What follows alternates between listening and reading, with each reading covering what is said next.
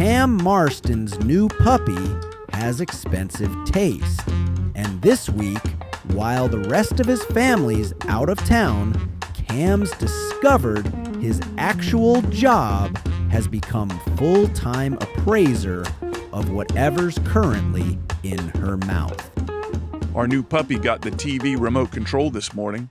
I noticed it around lunch when I went to see if there were any World Cup games on. I tried the chewed-up remote anyway and found it turned the TV on, but not off.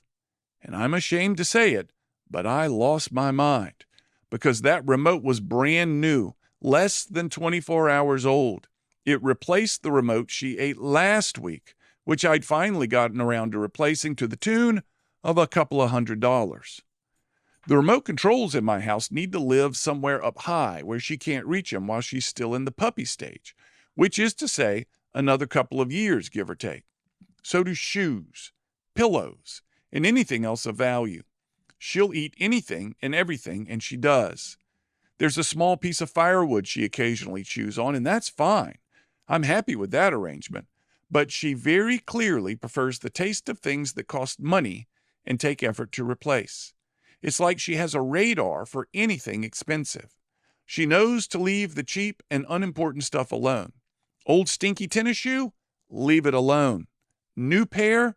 Search and destroy. This, of course, brings me to the old line about dogs being man's best friend. Maybe grown dogs are, but puppies sure aren't. My son and I are alone in the house for about 12 days while the other 3 kids are scattered everywhere and my wife is in Raleigh. When all 6 of us were here, someone was always nearby, half an eye on the dog. Now I try to work during the day, but keep having to stop and check on her, only to find she's figured out a way around every defense I've set up and destroyed something new in the time it took me to send one email. I've gone from don't let her destroy anything to evaluate the worth and value of whatever is currently in her mouth. That's become my actual job this week. I hear her trot into a room and I don't even look up, I just calculate. If what's in her mouth is one of her countless chew toys, that's fine. Gnaw away. But if it's a wallet or, more recently, a shaving razor, we have a problem. Yesterday, I caught her mid-stride with something dark and rectangular in her mouth. And for half a second, my brain ran through every expensive, dark, rectangular thing in the house. Phones, wallets, glasses, new remotes. It turned out to be an old flip-flop, and I've needed a new pair anyway.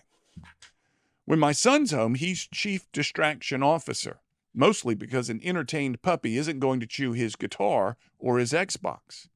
20 minutes of fetch brings me 20 minutes of work. My calendar this week is mostly puppy windows, with meetings squeezed in between. Dogs may be man's best friend, but puppies are more like very small, very determined auditors, sent in to find anything you care about nearby and destroy it. And to my family scattered everywhere, please come home. I need some relief. I'm Cam Marston, just trying to keep it real. To hear more commentaries, search for Keeping It Real with Cam Marston on your favorite podcast app or follow Cam Marston on social media.